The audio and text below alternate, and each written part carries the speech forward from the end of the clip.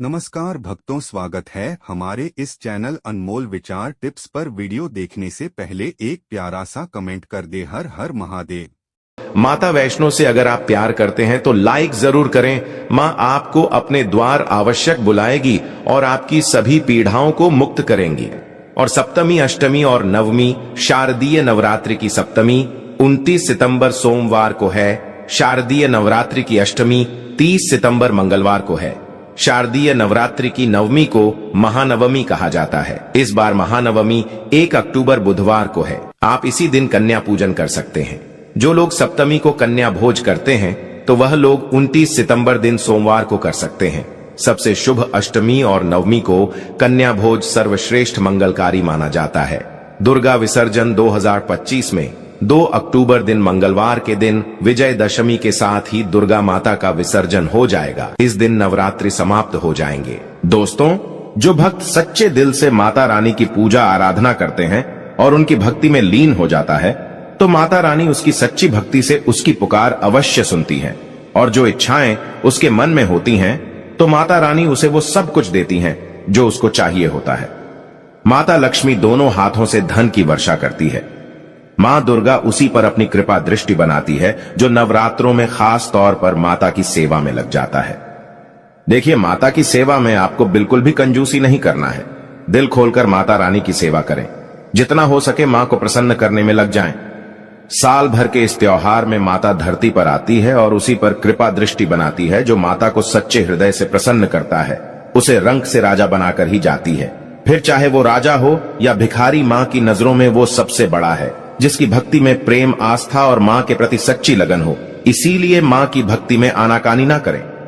दोस्तों, एक बार सच्चे हृदय से कमेंट बॉक्स में लिखें जय माता दी और हमारे चैनल को स्माइल फैमिलीज को सब्सक्राइब करके बेल आइकन जरूर दबाइएगा और कमेंट बॉक्स में अपनी राशि भी डाल दीजिएगा। यदि आपकी राशि के अनुसार हमारे पास कोई उपाय होगा तो वह आकर हम आपके कमेंट में बता देंगे। दोस्तों, सबसे पहली बात, नवरात्रि में हम एक माटी के प्याले में जौ भरते हैं ताकि हमारे घर में सुख शांति बनी रहे और माता प्रसन्न हो जाए। जौ जब हरे भरे होते हैं तो घर में हरियाली आती है और सुख समृद्धि की प्राप्ति होती है। जब जौ हरे भरे होते हैं तो समस्त देवी देवता खुशियां मनाते हैं और घर की उन्नति के लिए कामनाएं करते हैं, आशीर्वाद देते हैं। हरे भरे जौ में साक्षात माता रानी अपने 9 स्वरूपों के साथ खेलती है और घर में सुखों की बारिश होती है तथा धन की बारिश होती है। और जिस घर में जौ के अंदर से हरियाली नहीं आती है तो उस घर में पहले ही पता चल जाता है कि अब आपके घर में गरीबी आने वाली है तथा परेशानियां आने वाली है, क्योंकि आपने पूजा पाठ में कोई ऐसी गलती कर दी होगी जिसके कारण जौ में हरियाली नहीं आ पाई। देखिए, आपको बता दे, हैरानी वाली बात तो है, बिना पानी के माटी में जौ डालते ही उग जाते हैं। वो भी बिना देखभाल करें हरियाली उसमें निकल आती है।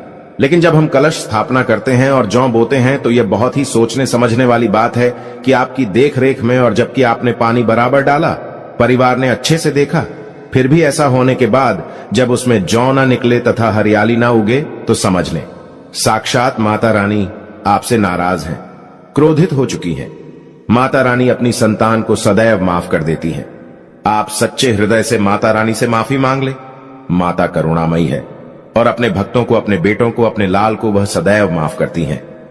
जौ में कम हरियाली आना मतलब घर में धीरे धीरे खुशियों का वास होगा और ज्यादा हरियाली आने पर धन की वर्षा होगी। तेजी से व्यापार दिन दुगनी रात चौगुनी बढ़ेगा।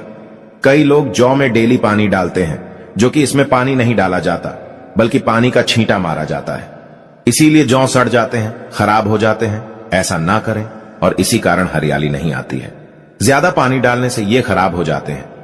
दोस्तों, जौ जब आपके घर में हरे भरे हो जाए तब इसमें चांदी का सिक्का या 1 रुपया का सिक्का जरूर डालें।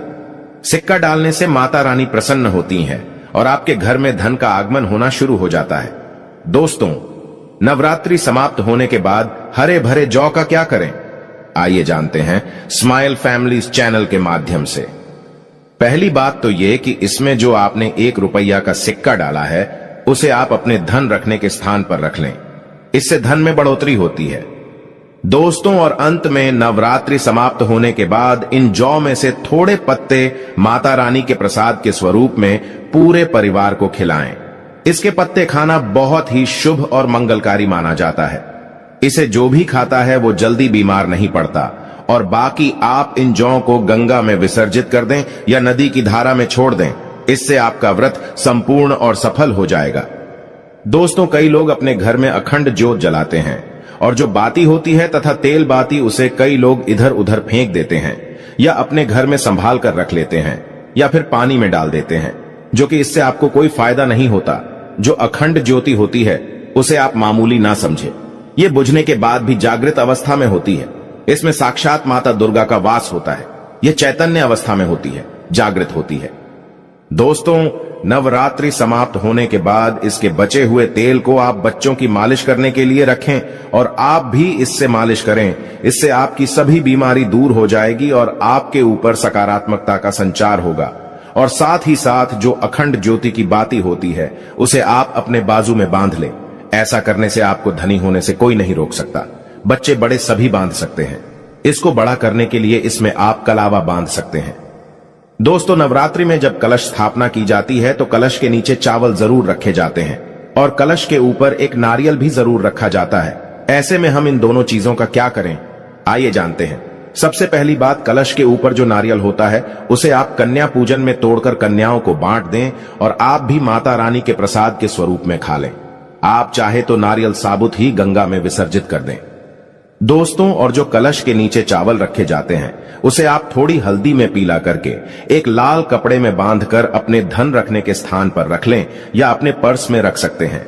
इससे तेजी से धन बढ़ता है, माता लक्ष्मी की कृपा प्राप्त होती है। और बाकी चावलों को आप पक्षियों को डाल दें या गंगा में विसर्जित कर दें।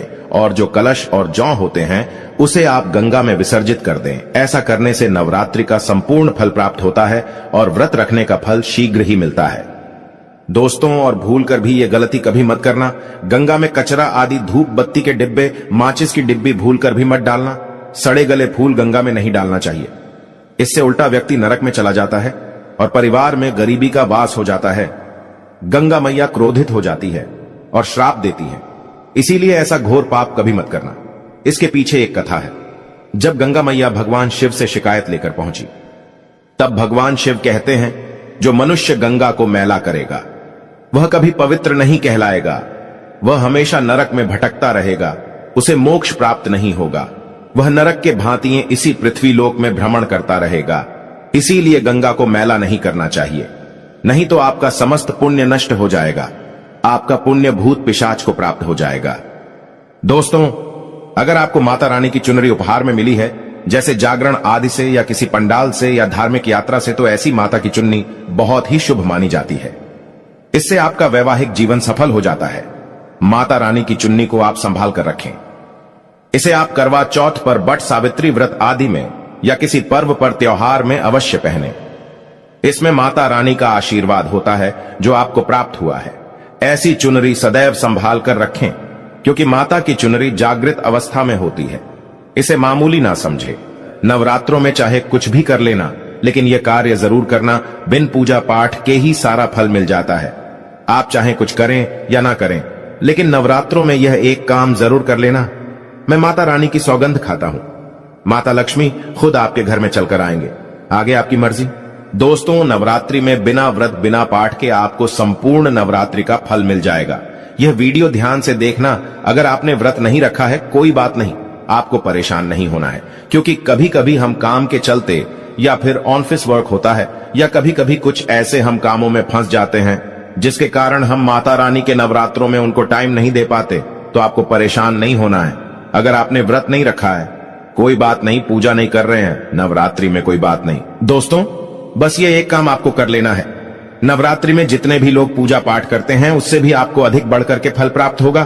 तो ये वीडियो ध्यान से देखना। आज की जो मैं वीडियो बताऊंगा बहुत ही सुंदर है, ज्ञानवर्धक जानकारी है।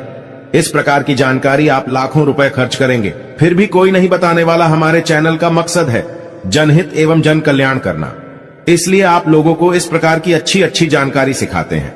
तो आइए इस वीडियो में जानते हैं, नवरात्रि में ऐसा कौन सा कार्य करने से बिना व्रत बिना पूजा या फिर बिना कन्या भोजन के सारे फल की प्राप्ति हो जाती है।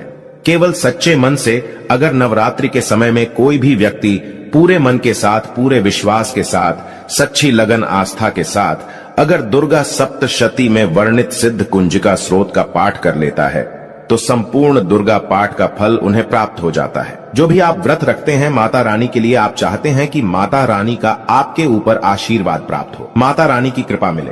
तो दोस्तों वीडियो ज्यादा लंबा नहीं करेंगे, वीडियो को यही समाप्त कर देते हैं। जाते जाते एक प्यारा सा कमेंट जरूर कर देना। हर हर महादेव, जय शिव शंभू।